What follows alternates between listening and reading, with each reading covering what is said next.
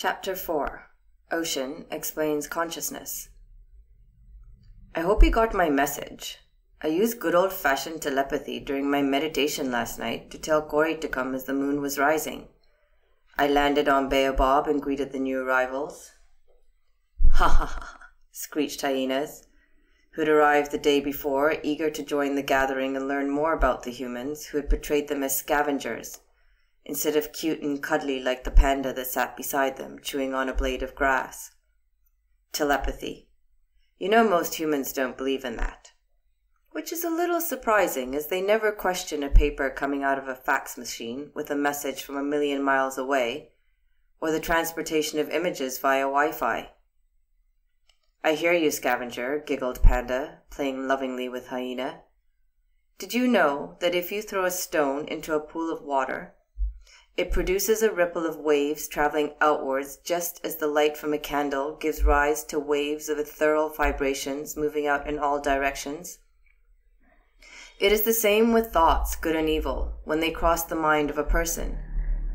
It gives rise to vibrations in the manas, which I know Elephant is going to explain to the human, or the mental atmosphere, which then travels far and wide in all directions using ether as the vehicle to transport our thoughts, just as prana is the vehicle for feeling and air for sound. From nowhere, a large rumbling sound manifested into a vibration that shook the hundreds of animals that had gathered on and around Baobab. What emerged from the sound were whales of every imaginable kind rising from ocean, splashing their love all over us. We heard your thoughts, Eagle, smoked the smallest whale among them, because every thought you send out never dies. It goes on vibrating in every particle of the universe, which is how we heard you from halfway around the world. Sorry it has taken us so long to get here. With that, the whole pod of whales let out a spectacular fountain of water from their blowholes until ocean looked as if it were dancing with the space between itself and sky. We could hear the water sing and feel the excitement and connection between all of us. Thank you, I bowed to them. It is because my thoughts are noble and forceful that they ignited a vibration in every sympathetic mind on this planet. And because you are conscious, I know my thoughts resonated with you and that you in turn sent out similar thoughts. In the coming weeks, I expect we shall see more of ocean's inhabitants. We are all lucky that our mental vibrations, no matter what our form, are in tune with each other. Humans, however, among themselves or with us, are not in tune. So misunderstanding quickly erupts between them and with the rest of nature. Then add the series of negative, lustful, jealous, hateful thoughts that fill their minds and block their energy channels, and it is no wonder that they never really hear each other. And ever notice how humans often sit in sickness, mentally and physically, whispered, slowly a waking leopard? It is because they speak so much gossip, half-truths and lies that they have lost their connection to the power of thought. They do not understand that every single thought is conveyed to every cell in the body through the nerves, such that if those thoughts are negative, filled with jealousy, anger, and hate, the cells move into a state of panic and they think they are being attacked.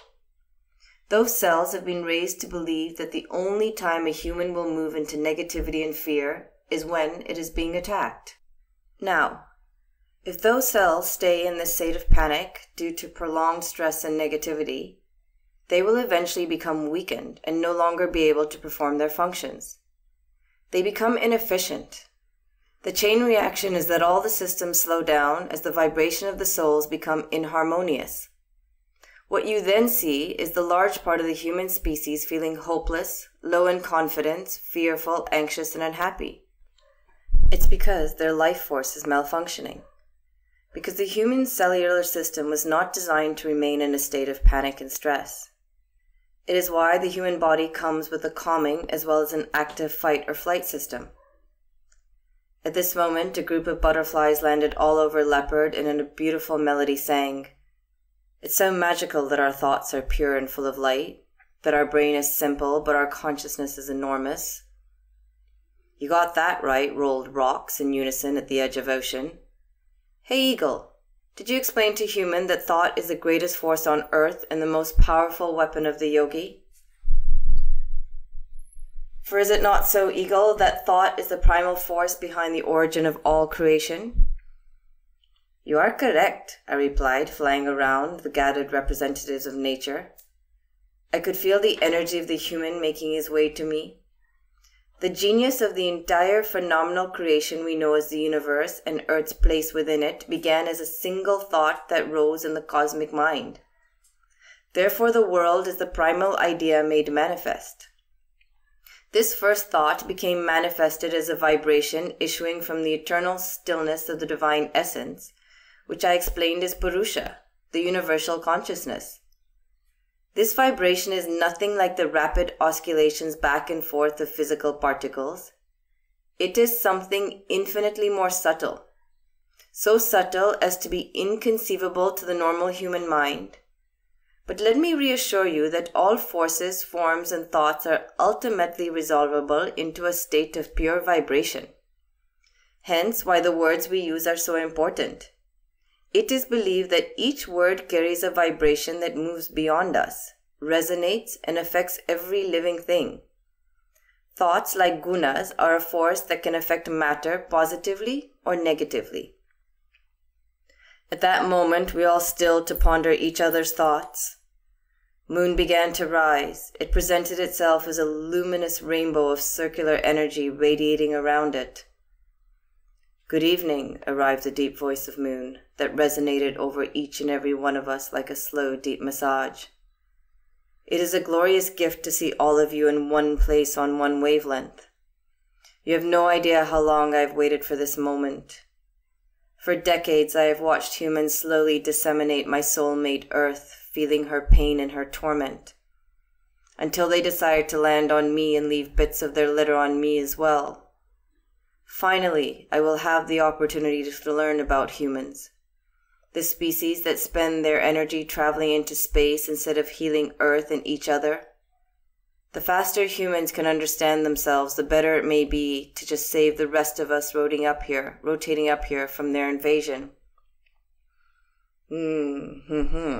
Grunted my buddy orangutan, who is now hanging upside down in front of me and avoiding me poking her eyes out with my beak. He's arriving, Moon silenced us in his whisper. Eagle, go get your human and guide him safely to us. Try not to smother him with the endless love and light that flows forth from you. Most humans are not ready for such radiance. They do not trust it, as love in their world is often being used to harm, manipulate, and destroy because it opens them up and makes them vulnerable. And it is this vulnerability, the fear of pain, that keeps them sitting closed off inside the walls of fear instead. I nodded my head to Moon and flew off to meet Corey. I was sure they could all hear my heart beating so loud and fast as if it wanted my head to explode so that it might have the room it sought to somersault and jump and fill all the space around me. As I got closer to him, I could hear him humming before I saw him. For a moment, I hovered above him to feel his joy. I know you're up there. I feel you, he said without looking up. Hello, Corey. It is nice to see you again. I smiled as I landed on his broad shoulders. We chatted lightly until he reached the edge of ocean and his mouth fell open. Across ocean and in the silhouette of Moon lay dozens of whales on their backs, basking in the love of Moon. Then he slowly turned to me and stuttered. Are those whales? Yes, Corey, they are, swooned Baobab. It would seem your species has touched nearly all of us in such a way that has left us bamboozled by your kind. But you are safe with us. Eagle has vouched for you, and her word is enough for us. Please, climb up and have a seat. Hawk, move your feathered bottom a little, would you, to make room for Corey? Sure. But first I have a question.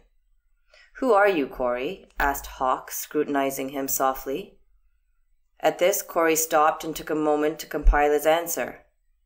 Well, I'm a law enforcement agent, a Christian, a black belt in jiu-jitsu, I'm American. Whoa there, human, said Panda as it padded over to Corey and stood beside him. You are telling us all the things you do and the roles you play, but not who you are. With this, the human's face took on the familiar look of confusion, and he just stared at Panda as if it was senseless. Don't give him a hard time, rose the deep voice of Ocean, causing all the whales to roll over and dive down into the belly of Ocean, tickling it on the way down. He knows not what you mean by the question. Corey, it is fine, ignore Panda. Hop up onto Baobab and we shall start today's journey into the human mind with some basics. Corey climbed up the tree and sat beside Leopard on one side, Eagle on the other, and Orangutan and Hawk above. All around them, hundreds of animals were either sitting, hanging, swinging, or laying on or around the majestic tree. His gaze moved all around him until it rested on Moon. Well, hello, human, Moon vibrated its thoughts into Corey's mind. Welcome, and thank you for being open to seeing yourself from our perspective, the perspective of the universe. I know it is hard to believe that there is a reality that is so different from the one you perceive. I know most humans think reality is what they see and do not understand that all reality is merely perception. Here, let me make this a little easier for you to understand. And just like that, dropped a tire out of sky. What do you see, Butterfly? Asked Ocean. Well, yeah, not sure. It looks like a strange sort of tree, with a hole in it, where I could possibly lay my head. And you, Hyena, what do you see? Food, of course, and if you don't mind, I would be pleased to take a bite out of it. Just hold on there, Hyena. You cannot eat the object of the lesson in the middle of the lesson. Now, Corey, what do you see? Corey looked up at Moon with the most confused face he could muster and mumbled as if he were not too sure of his answer anymore. A tire? That belongs on a car. At this, the entire posse of nature laughed until they had to stop to catch their breath. Okay, settle down, wild things. Corey, what you call a tire is matter. All matter is made up of particles that are constantly moving, and all particles have energy. The amount of energy varies depending on the form of the matter. This tire, as you call it, is slow vibrating molecules that have taken on the shape that you perceive as a tire. Butterfly perceives the same thing as a home, and the forever hungry hyena, food. If the object were in fact a tire in itself, born a tire, destined forever to be a tire, then anyone who encountered it would immediately see it as a tire. It would present itself as such. But alas, it is not. Like everything in this world, reality is merely how you perceive the energy in its forms around you. It can, in fact, be anything you want it to be. I can see you are still a little bamboozled, so let me speak human here. Imagine an event happens and it is on the black box. If you were to access 10 different channels from around the world, I can bet my gravitational connection to Earth that each one would view the same event differently. Who is right? None of them or all of them? Tomorrow, when you wake up, make a choice to take off the glasses of reality you have been wearing and put on ours. When you walk through your day, see good where you once saw bad, and react with happiness where you once would react with annoyance. Remind yourself that everything is that blank screen of millions of vibrating dots, and you can choose what reality you want to draw on it. A slow smile spread over Corey's face as he began to realize not only the power he had in defining his life, rather than having it defined for him, but also that he was learning about matter from Moon. Just then, Earth let out a massive ohm, and for a moment all our forms disappeared so that there was nothing but vibrating energy everywhere. When she finished her ohm, our forms returned. I looked over at Corey, who looked like he had seen a ghost. Are you okay? I whispered into his ear while trying not to poke out his brain with my beak. Yeah, I think so. That was unbelievable. I felt my body melt away as the vibration broke down my form, and I melted into peace. How did that happen? the Earth ohmed, which holds a frequency of 7.83 Hertz. Not surprisingly, of the 5 brain waves that have been categorized in the human brain, alpha waves are the closest frequency to Ohm. This is the state in which you, the humans, begin to move into relaxation as you shift from the conscious to the subconscious, I replied. I think it's time we introduce Corey to consciousness, don't you think so, Ocean? I know the elephants were going to tell this story, but I believe it best fits your form, resonated Earth. You are correct about that, Earth. Corey, climb off Baobab and come a little closer to me. Whale, can you go to shore so that Corey may climb on your back? I want to feel him as I explain this enormous topic. Yes, Eagle. You can come as well, Ocean laughed, its deep, enormous laugh that created another vibration in all of us. Corey hopped off the tree like a child, filled with excitement that he was going to not only be close to a whale, but also sit on its back and have a chat with Ocean. Well, more like Ocean would chat and he would be spellbound. A whale shark, the size of a submarine, emerged from Ocean and offered its back to both the human and I. He was warm and I could feel him caress us softly with his heart. It was his way of welcoming us and conveying that we were safe with him as we were with all whales. Corey, before Ocean begins his tale, I think I need to make clear to you the distinction between the mind, brain, and consciousness. Due to the limitations of language and you not being on telepathy with the universe yet, I will try my best to explain it to you with words. The brain is an organ like any other organ in the human body. It aids and abets the mind, but in yoga we don't pay much attention to it. In yoga, the main characters are the mind, which is the tool through which consciousness manifests, the human body with its physical, mental, and emotional layers, and the Atman, the soul. Together they form the most sophisticated machine in the world through which you can experience the universe through your consciousness. Understand? I think so, muttered Corey, who was slightly intimidated that for all his knowledge he was being schooled by Moon on what it meant to be in a human form. But I'm still very unclear about this consciousness concept. Moon's radiance expanded as it smiled down upon the gathering. As the circles that danced around it grew, a deep calm spread across the ocean and the earth. You and most of humanity, and the ocean with a vibration that was as deep as it was wide began. All energy carries consciousness in it. Consciousness is intelligent energy that created everything. Put another way, everything that is energy carries consciousness, but at different frequencies. It cannot be fully described with words. As it is a creator, it holds all truths. It is the cosmic intelligence that knows all. Every living thing has consciousness, just as every living thing is energy. But only humans have the sophisticated mechanism to access that consciousness. Therefore, never forget that it is a privilege to be a human, for only in your form can you connect with the cosmic intelligence on a more complex level.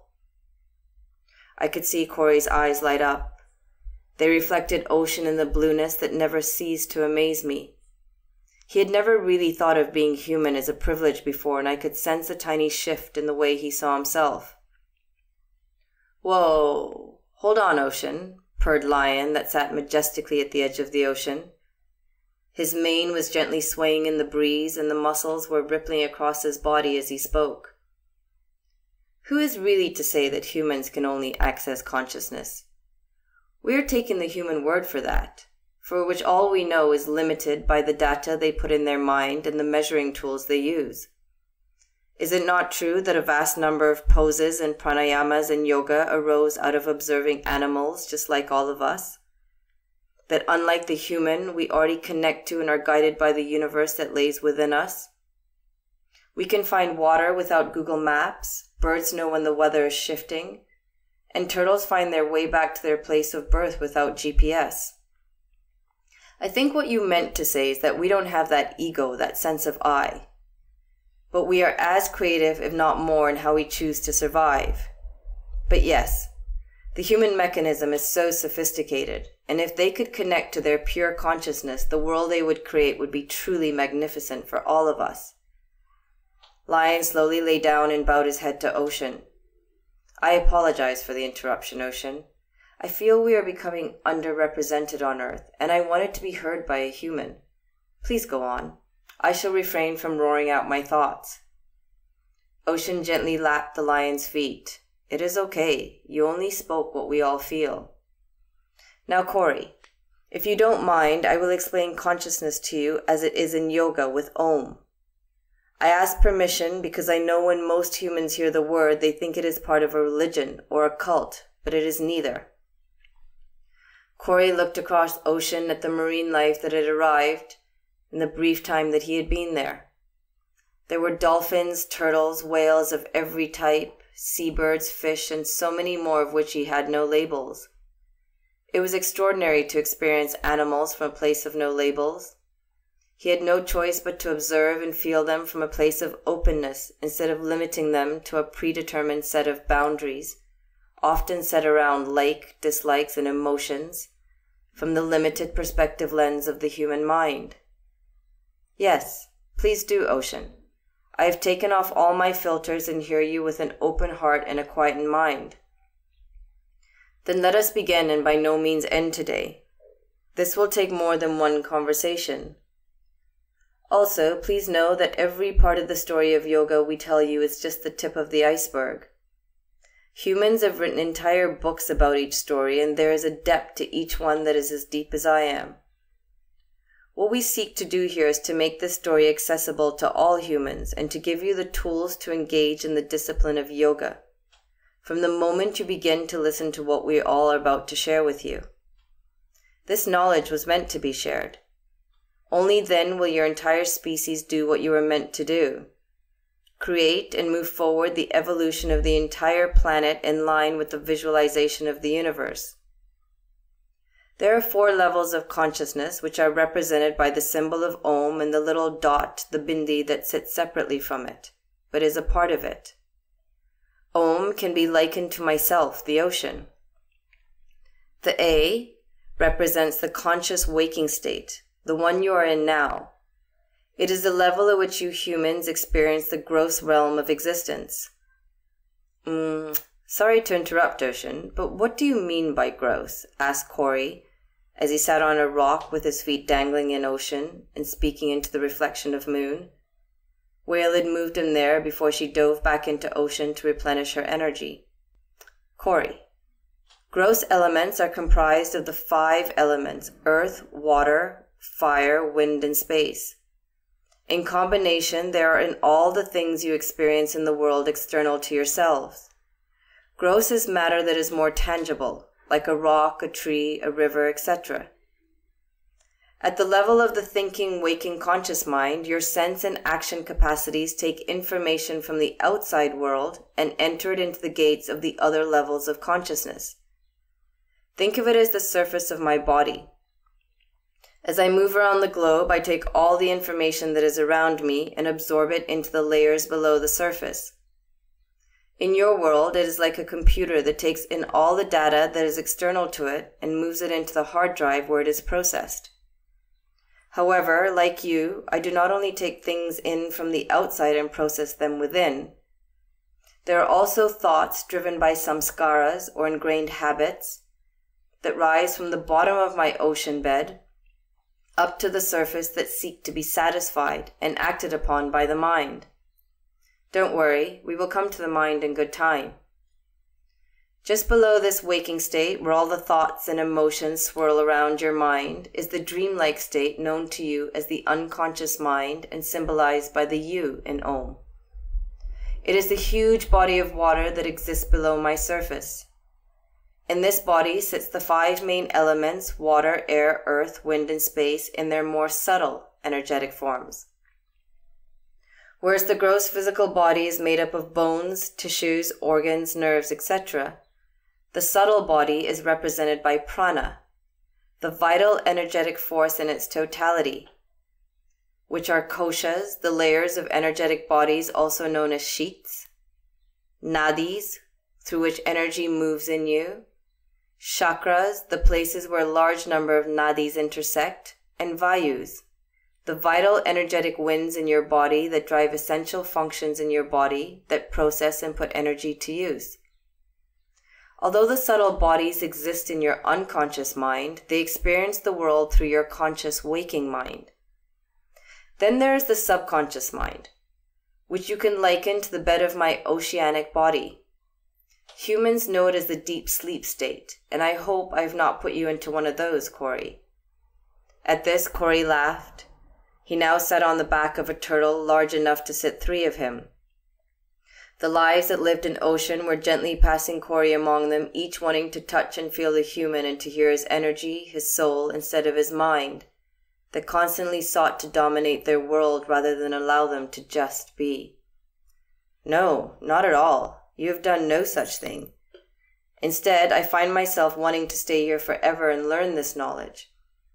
I'm beginning to understand that we humans call intelligence is very different from knowledge and in fact holds little worth in the greater scheme of existence.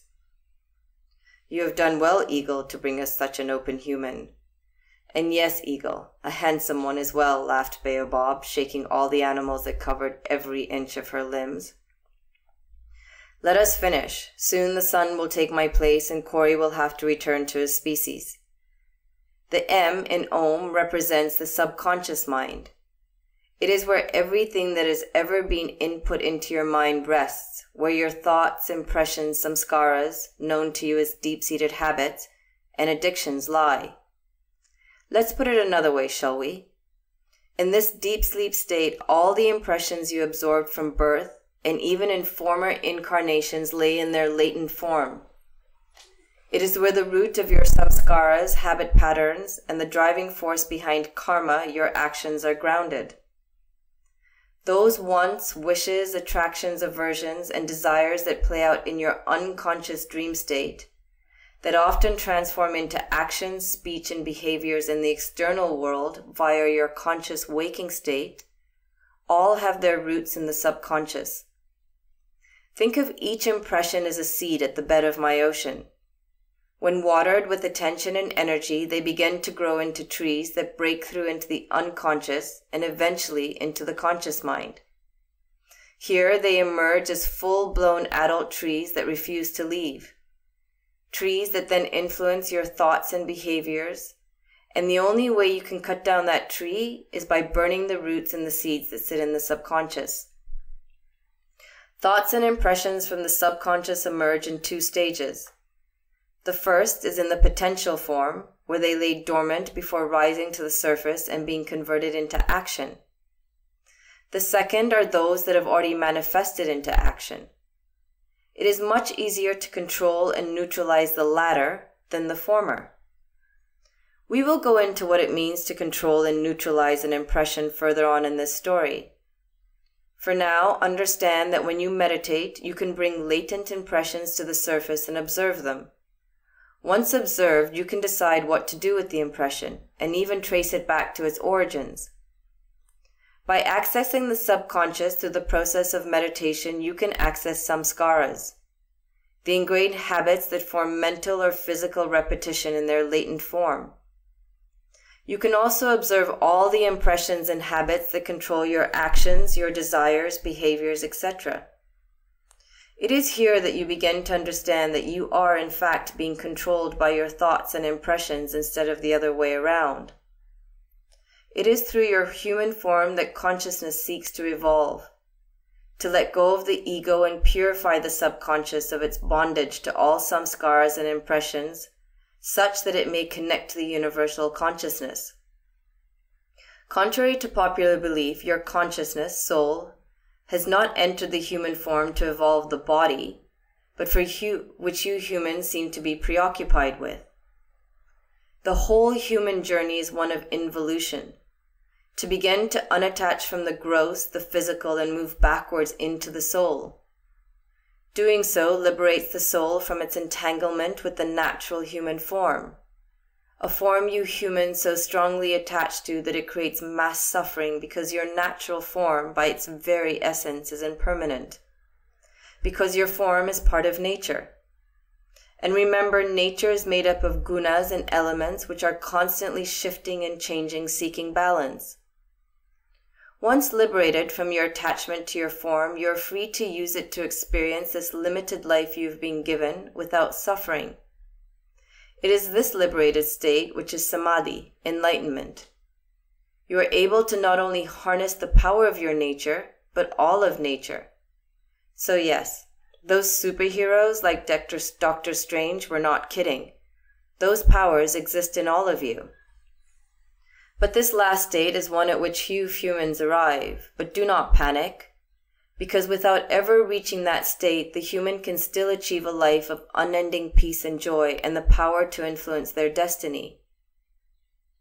Is it not funny, Corey, that it is in this deep sleep state where you humans believe very little goes on that supreme knowledge, prajna, resides? The place where you may begin to access what we in nature know to be the infinite library of wisdom and the root of the three gunas, the forces on matter. For it is there that they are constantly mixing in different combinations to influence subtle elements in the unconscious, which in turn move the gross elements in the conscious mind. Corey looked across the ocean in awe. "Eagle," he whispered, "how is it that we humans don't know any of this? Why is it not taught in our schools and our education systems? I know we are just at the tip of the iceberg, but I'm already beginning to understand myself a little better." At that moment, I wanted to wrap my wings around him, fly him up to sky and then to the bottom of ocean. But I knew now was not the time. Ocean had one more layer to reveal before it was time for me to say goodbye to the human again. Now, allow me to conclude here. Below all the layers of consciousness sits your soul. It is symbolized by the little dot or bindu as we know it, that permeates the silence after the vibrational om that humans chant. You can liken it to the earth that lies below my seabed, separate from it, but connected to it because it gives rise to the ocean above it. When you reach this connection to your soul, it is called samadhi. From this viewpoint, you are not only able to witness all the layers of consciousness, but also influence it. More importantly, in this fourth state, you begin to understand that the self, the soul, is not separate from, but collectively part of the absolute reality which pervades everything. I believe in your world of religions, you refer to that collectiveness as God, whereas we call it the universe. At this point, Moon let out an enormous yawn that nudged all of nature out of its meditative state and back into waking consciousness.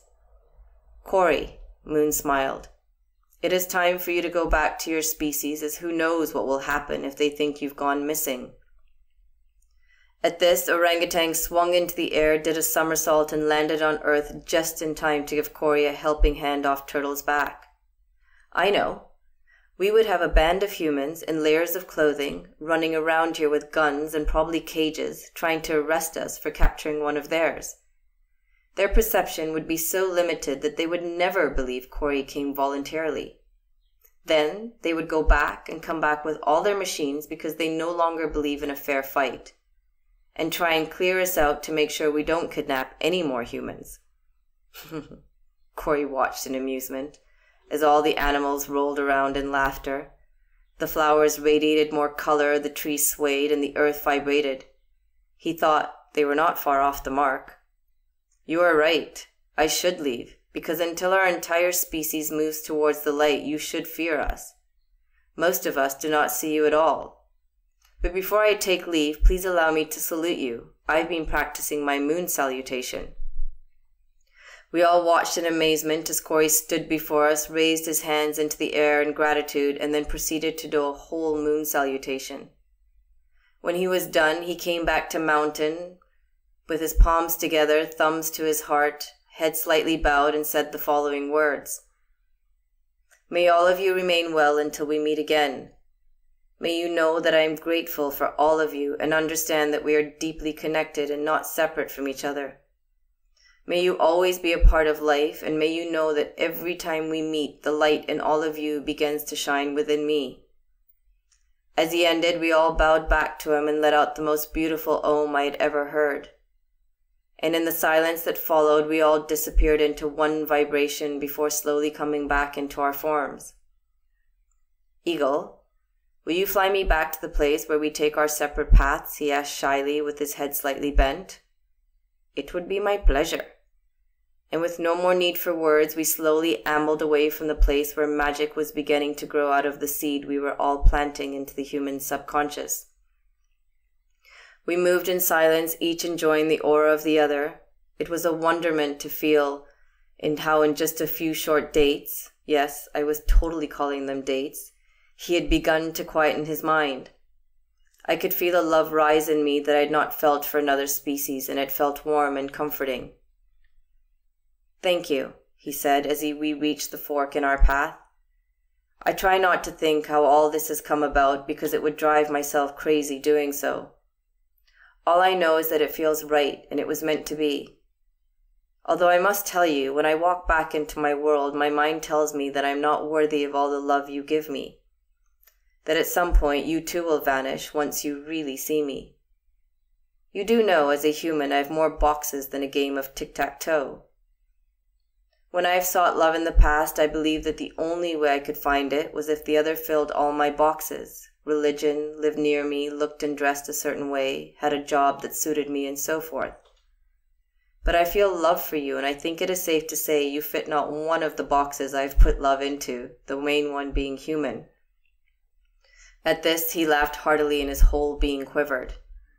If I told people at work that I was falling in love with an eagle, that I don't feel worthy of, they for sure would have had my head checked. I could not help but smile and spread my wings.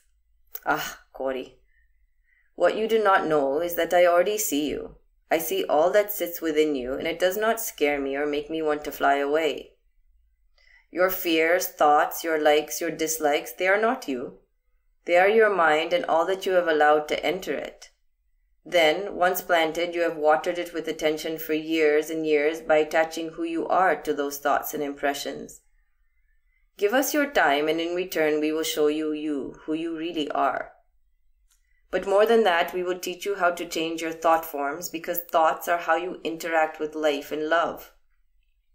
And every thought is energy, and all energy contains consciousness, as you now know. You can now see that thoughts are some of the most influential of all energies in the cosmos. When you have learned to control your thoughts through meditation, contemplation, and prayer, well then, Corey, you can create change in you at the most profound level, but more importantly, in the consciousness of the collective. With that, I landed on his shoulder and rubbed my head along his back, such was my balance and flexibility. For a moment, I lay my head against his heartbeat, and then I rose to the sky, bidding him farewell. I watched him look awed by the glow of love that surrounded me, and then I flew back to that place where I was seen.